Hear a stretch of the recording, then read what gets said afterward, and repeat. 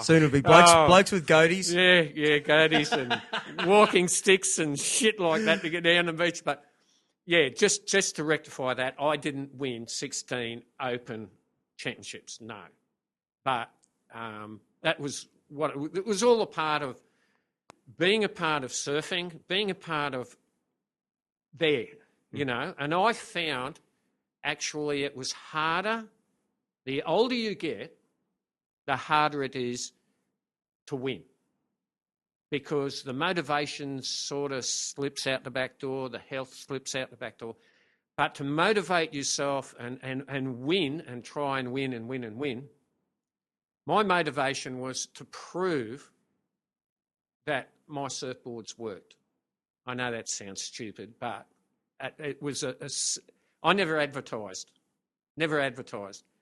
It was a point of going, yeah, you got that little bit of info in the local paper, and it helped you communicate with the people that were more out to the there. point, it showed that you really cared about the craft of making that board, more so than the guy that really. I'm shortening it up, but you could, when something's really important to you personally. My word, yeah, that's it was in your blood. Yeah, it was your blood, mate. You know. Well, some people just love to surf and they don't know anything about their board, really. Just give me another one, Yeah. So, but what you're saying here is that's what's really important to you, is making these little boats. You know what I mean? Like getting that all right.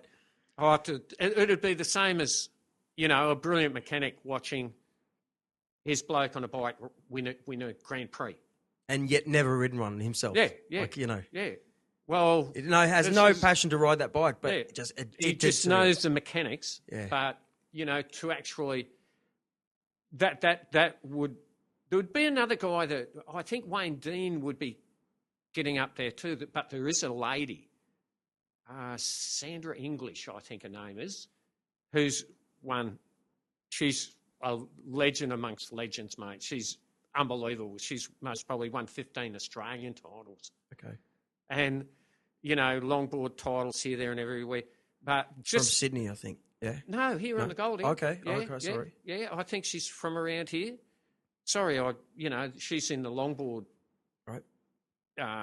division, which I don't have much to do with, which is stupid, because, all surfboards are surfboards, and you should have a little bit of a finger in something here, there and everywhere, so it keeps you right on the ball. So, yeah, but the buggers can catch waves earlier and take them. You know what's worse? You know what's worse? Stand-ups.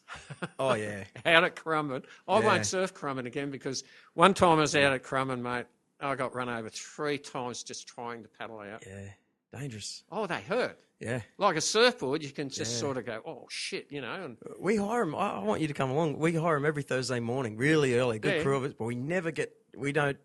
we all know, we can all surf. But we take it from the creek to the alley and have a swim.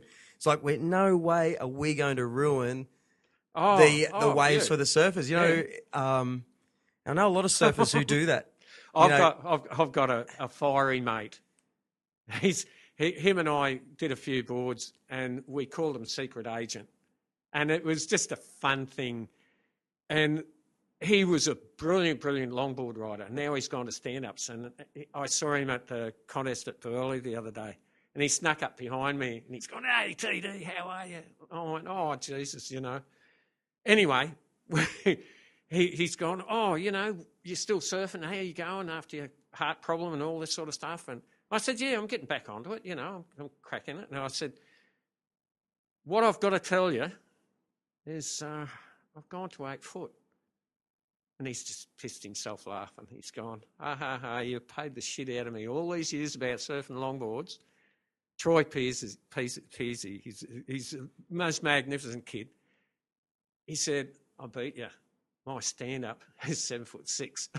So he's just torn the bloody ribs out of me. So, yeah, come on, we'll go surfing. I'm not surfing with a stand-up. No, you got to. I will, because... Yeah, but maybe at Balinga where there's no one. No, there's a guy. There's a couple of guys at Burleigh that are really good. Alan Dick, who's a solicitor. If you run over him or everything, he'll sue you. But no, that's Alan. He's a cool dude. But there's a few there that you paddle out and you sit and talk to them. But it hasn't got to the point of Currumbin, where it is dangerous at Currumbin. I've got a couple of old mates, the Hugovoss that surf down there, and they reckon it is very, very dangerous, and they've surfed down there since the early 60s. So, yeah. Anyway, mate. We better go. We better. It's dinner time. Brilliant. Put it there again. Good on you, mate. Cool. So that's it. No more shaping.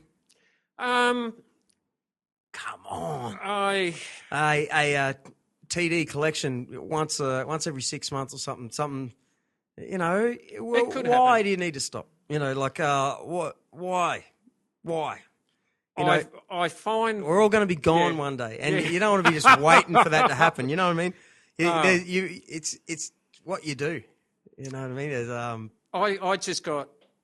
I got bamboozled, which is the best word, because surfboards have turned out to be a fashion item, not a soul thing. I know that sounds shitty. But not to surfers. Not to surfers. Maybe. And then the Chinese come in, and you can go and buy a brand new surfboard for $290. That's my. See, people won't pay what I would expect for a surfboard. You know, it takes me a day and a half to shape a surfboard, and you can only sell it for $600. And you sort of, apart from that, I'm on the pension now, so I don't care. I do. Yeah. I do. It rips me heart out. I was down it with my daughter the other day. But you didn't do it for money in the start, you know. No, it's not money. I understand what you're saying. It's are you really going to buy? I haven't got two bolts to rub together. If it wasn't for my wife, mate, Jesus, you know, we wouldn't have a house and a nice cars and all this sort of shit, mate. But you know.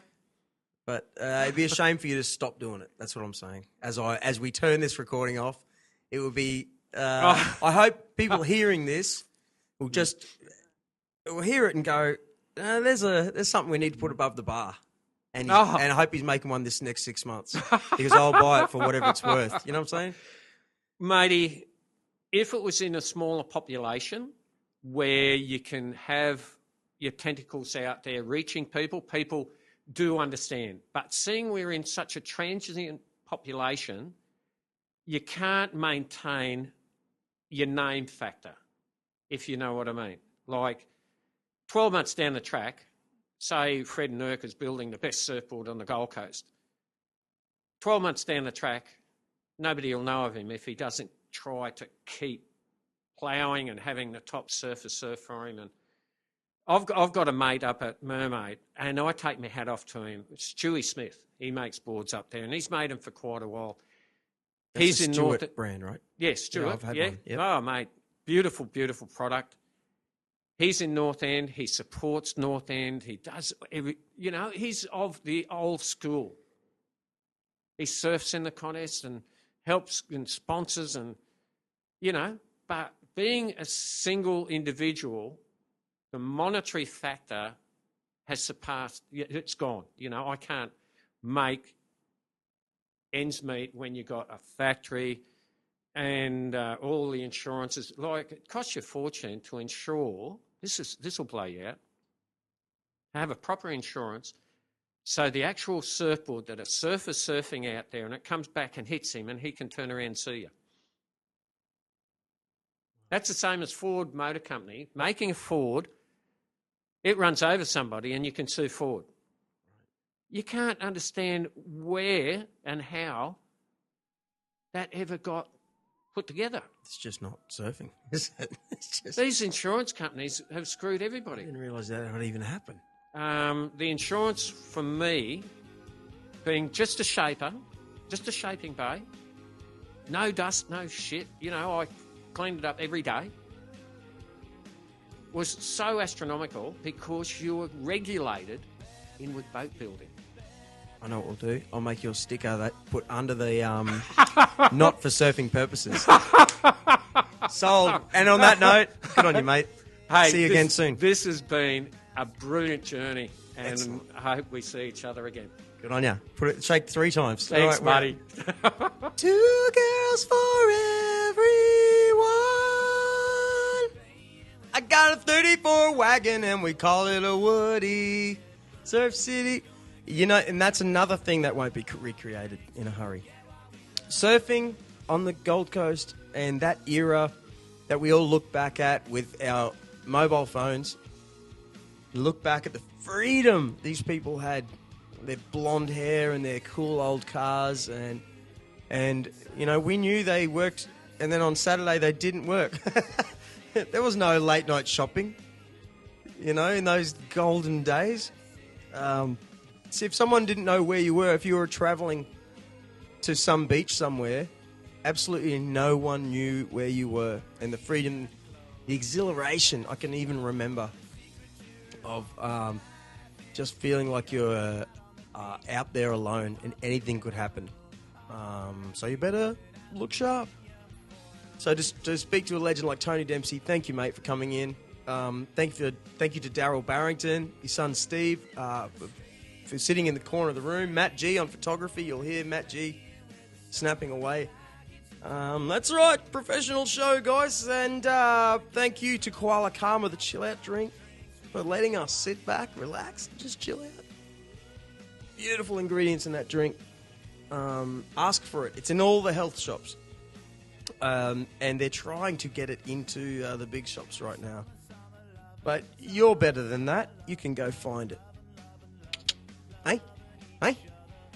So thanks once again. Next episode, I do believe, is with downhill skateboard legend Jeremy Rogers.